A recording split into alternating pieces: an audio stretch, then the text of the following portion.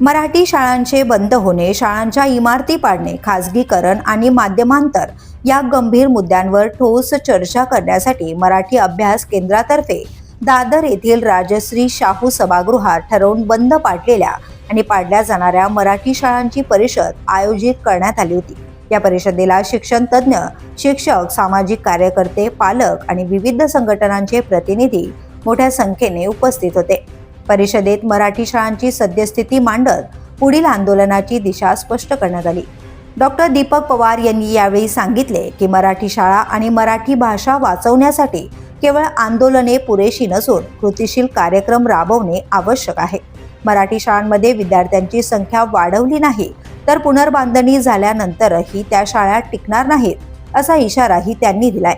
मराठीचा कळवळा दाखवणाऱ्या अनेक नेत्यांची मुले इंग्रजी शाळांत शिकत असल्याचा विरोधाभासही त्यांनी लक्षवेधी ठरवलाय। परिषदेत मराठी शाळांचे भूखंड स्वस्त दरात बिल्डरांना देऊन मॉल आणि टॉवर उभारण्याचा आरोप करण्यात आला। इंग्रजी मराठी अशा कृत्रिम तुलना करून मराठी भाषेला दुय्यम ठरवले जात असल्याची तीव्र टीकाही करण्यात आली। अभिनेत्री चिन्मयी सुमित यांनी शिक्षण हा प्रत्येक मुलाचा मूलभूत हक्क असल्याचं ठामपणे मांडलं। शिक्षक संघटनांच्या प्रतिनिधींनी विविध भागातील शाळा बंद पाडण्याच्या घटना आणि प्रशासन राजकारणी बिल्डरांच्या साटेलोट्याचा आरोप करत संघर्ष तीव्र करण्याचा निर्धार व्यक्त केला।